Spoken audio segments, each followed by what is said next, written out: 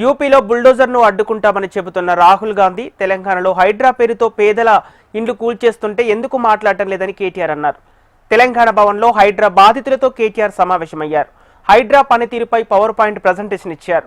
కాంగ్రెస్ ప్రభుత్వానికి నిజంగానే ప్రజాపాలనే అయితే చిత్తశుద్ధి ఉంటే పెద్దల ఇండ్లను ఎందుకు కూల్చడం లేదు, కనీసం నోటీసులైనా ఎందుకు ఇవ్వటం లేదని మండిపడ్డారు. కాంగ్రెస్ పాలనలో పేదలకు ఒక న్యాయం, పెద్దలకు మరో న్యాయమని నిలదీశారు. హైడ్రా బాధితులకు బీఆర్ఎస్ అండగా ఉంటుందన్నారు.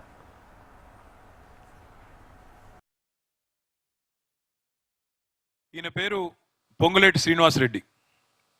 ఈయన ఈరోజు రాష్ట్రంలో మంత్రి. ఇదిగో ఇది ఆయన కట్టుకున్న ఇల్లు, ఆ పక్కన ఇదిగో ఇదివరకు అక్కడ ఉన్న చెరువు.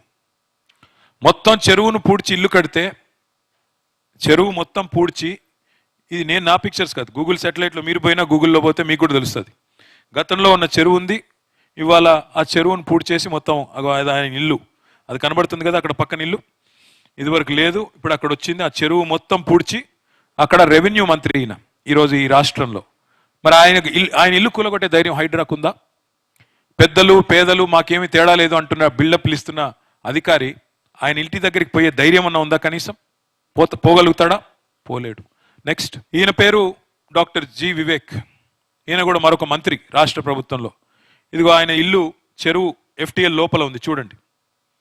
ఇది హిమాయత్ సాగర్ చెరువు, అదే ఆయన ఇల్లు రాజభవనం. ఇగో ఇక్కడ చెరువు లోపల ఇల్లు. దాన్ని కూలగొట్టే ధైర్యం హైడ్రాకుందా? పేదవాళ్ళు పెద్దవాళ్ళు అనే తేడా మాకు లేదు అని బిల్డప్లు ఇచ్చే అధికారులు వీళ్ళని ముట్టే ధైర్యం చేయగలుగుతారా? వాళ్ళ ఇంటి దగ్గరికన్నా కనీసం పోయే ధైర్యం ఉందా? నోటీస్ ఇచ్చే ధైర్యం ఉందా? నెక్స్ట్, ముఖ్యమంత్రి రేవంత్ రెడ్డి గారి అన్న, ఆయన పేరు తిరుపతి రెడ్డి. తిరుపతి రెడ్డి గారి ఇల్లు అక్కడ రెడ్డిలో మార్క్ చేస్తుంది. దుర్గం చెరువు బఫర్ లోపల, దుర్గం చెరువు లోపల ఎఫ్టీఎల్ లోపల ఉంటుంది. ఇక్కడ విచిత్రం ఏమంటే, సున్నం చెరువులో కట్టిన పేదలదేమో తప్పంట ఇట్లా కట్టిన వాళ్ళు, కానీ దుర్గం చెరువులో కట్టిన తిరుపతి రెడ్డిది మాత్రం తప్పు కాదు. సున్నం చెరువులో కట్టిన పేదవాళ్ళకి మాత్రం మీరు టైం ఇవ్వరు. ఎందుకు? మీరు కోర్టుకు పోతారు, కోర్టు స్టే ఇస్తుంది. మీరే కదా అయ్యా ఇల్లు పర్మిషన్లు ఇచ్చింది గతంలో, మీరే కదా ఆనాడు కట్టనిచ్చింది, మళ్ళీ ఎట్లా కూలగొడతారు అని కోర్టు మొట్టికాయలు ఇస్తుందని తెలుసు. అందుకే పేదవాళ్ళకి టైం ఇవ్వరంట. సున్నం చెరువులో ఉండే పేదవాడికి టైం ఇవ్వరంట, కానీ దుర్గం చెరువులో ఉండే ఆ రాజప్రసాదానికి మాత్రం, తిరుపతి రెడ్డి గారికి ఆయనకి మాత్రం టైం ఇచ్చి ఆయన కోర్టుకు పోయేటట్టు చేసి కోర్టు ద్వారా స్టే తెచ్చుకొని, ఇవాళ ఏమైందయ్యా అంటే కోర్టు స్టే ఉంది, మేమేం చేయాలా? ముఖ్యమంత్రి సోదరుడు కదా, కాబట్టి ఆయన్ని ముట్టే ధైర్యం వాళ్ళకి లేదు. ఎవరెవరికైతే ఈ ప్రభుత్వం వల్ల తీరని అన్యాయం జరిగిందో మీకు నేను మాటిస్తా ఉన్నాను, మీకు జరిగిన అన్యాయాన్ని, మాకు ఎక్కువ కాలం ఏం లేదు, ఇంకా కేవలం 500 రోజుల్లో తిరిగి కేసీఆర్ గారు రాబోతున్నారు. మీ ప్రతి ఒక్కరికి న్యాయం చేసే బాధ్యత నేను తీసుకుంటా అని చెప్పి నేను మీకు విజ్ఞప్తి చేస్తా ఉన్నాను. ఎవరెవరైతే అన్యాయం జరిగిందో, మీకు ఎవరెవరికైతే నష్టం జరిగిందో మీకు పూర్తి స్థాయిలో న్యాయం చేసే బాధ్యత మాది.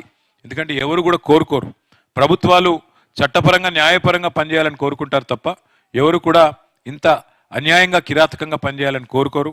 పేదవాడికి ఒక న్యాయం, లేనివాడికి రోజు అవమానం, ఉన్నవాడికి ఒక తీరు, లేనివాడికి మరొక తీరు. ఇది ఈ ప్రభుత్వం యొక్క పనితీరు. హైడ్రా కమిషనర్ గారు అక్కడ ఎవరు పేదవాళ్ళు లేరట, ఆయన ఎవరు పేదవాళ్ళది కూలగొట్టలేదంట, ఆయన కేవలం పెద్దవాళ్ళే కొట్టాడంట, పేదవాళ్ళే మాత్రం కూలగొట్టలేదంట. సిగ్గు లేకుండా చెప్తున్నారు. అట్లాగే రెండో మాట వారు చెప్పింది మీరు విన్నారు. పేదవాళ్ళకి మరి పెద్దలకు ఒక నీతి, పేదవాళ్ళకు ఒక నీతి. కాయిదాలు ఉండంగా, కోర్టు ఆర్డర్లు ఉండంగా మీరు ఎట్లా కూలగొడతారు? ఎందుకు కూలగొడుతున్నారు? శనివారం ఆదివారం కోర్టు తీర్పులు ఉన్నాయి కదా అంటే ఆయన చెప్తున్న మాట, టైం ఇస్తే కోర్టుకు పోయి స్టే తెచ్చుకుంటారు, అందుకే టైం ఇవ్వకుండా కూలగొడుతున్నావు అని మాట్లాడుతున్నాడు. మరి దేశంలో న్యాయం ఎందుకు, ధర్మం ఎందుకు, న్యాయస్థానాలు ఎందుకు? ఇట్లా అధికారులదే మొత్తం గుడ్డెద్దు చేనులో పడ్డట్టు రాజ్యం చేసేదే ఉంటే, ఈ రకంగా చేసే పరిస్థితి అయితే మరి ఇంకా ప్రజాస్వామ్యం ఎందుకు?